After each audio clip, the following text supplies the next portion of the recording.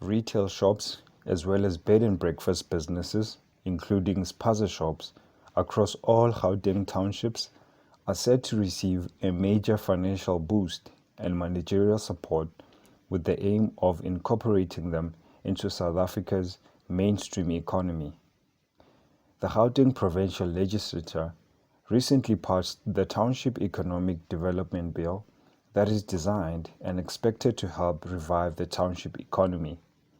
The bill will change how townships are regulated and governed in order to transform them into zones of widespread job-creating commercial activity.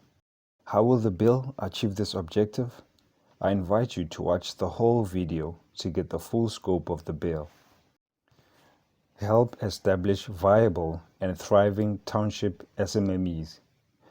The scope of the bill is directed by research, and this is direct data that has been collected from townships with the goal of identifying the types of businesses located there and how support should be structured to address the needs of the township businesses. The research found that there has been regulation failure, and as such, there were high costs of operation incurred by township enterprises.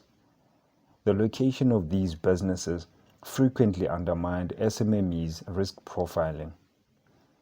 As such, intervention was required to change the spatial management of township economies and to provide incentives for entrepreneurship and job creation. The research identified a need for funding partnerships to reach SMMEs that have the potential to expand and grow. The province has established an SMME fund to provide both wholesale and blended finance, in which the fund acts as a first loss guarantor to intermediaries that can de-risk lending to township-based firms. The Gauteng Government and Industrial Development Corporation have each committed 250 million to the fund to improve access and to mobilize private sector participation. A portfolio of lenders has been identified to share their experience, know-how, and technology to reach the most deserving SMMEs. Ultimately, the fund will total 1 billion rand, employing flexible lending policies that take into account not just collateral, but other non-conventional factors. It will provide working capital for township-based firms, stock credit, and purchase order financing. There will also be separate funds for the township backyard real estate and taxi economy initiatives. To learn more about these, please continue watching the video. Retail value chain aspect of the bill. The Competition Commission Retail Chain Study in 2018-2019 found uncompetitive practices where tenants in township malls benefited from favorable lease terms, permitting them to influence direct competition.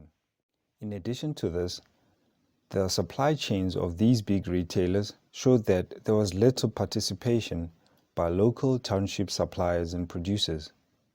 The bill seeks to open these value chains to local suppliers of appropriate quality products, offer access to training through retailers, enterprise development programs, and to open up malls to local businesses. The Gauteng government will help absorb the cost of certifying these township suppliers and testing products. This will stimulate township production and access to opportunities, opening them up to traditional bank funding. This retail component of the bill could potentially be a game changer. How will government leverage its procurement spend to benefit township enterprises?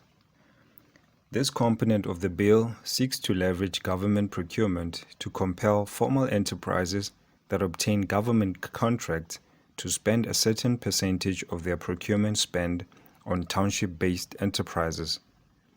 Through back-end support systems that will link groups of SMMEs as if they were one large enterprise with the capacity to become a viable supplier to tender in the formal economy.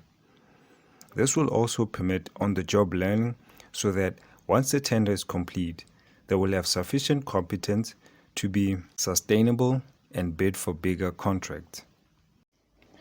The Taxi Economy Initiative. The bill promotes incentives for municipalities to develop taxi ranks into micro-CBDs, enabling the taxi economy to use its scale to grow, supporting value chains and industries. Given the concentration of people around taxi ranks, it made sense to commercialize and develop taxi ranks by introducing zoning interlays for the types of buildings which will be permitted within a certain radius of a taxi rank. Property government owns in townships. The Commercial Rapid Land Release Initiative will free up publicly owned land, both vacant land and buildings such as disused schools, for developmental use in township areas. The bill will introduce a transparent process to enable people or businesses with entrepreneurial plans to acquire the land either by leasehold or outright purchase.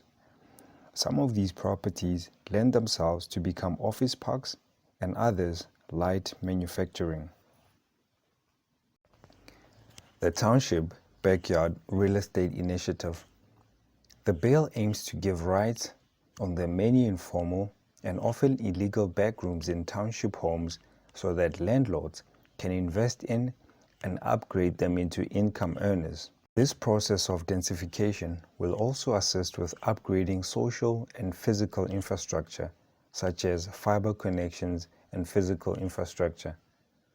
It will look at alternative forms of affordable housing that use advanced technology. This is a large market, but being informal has typically not had access to bank mortgage-backed finance. This is no relaxing of building regulations, but rather easier access to funding and streamlining of processes. These initiatives are based on the concept of a model standard bylaw. In the event of a conflict with existing bylaws, municipality can simply adopt the model bylaw or adapt to it.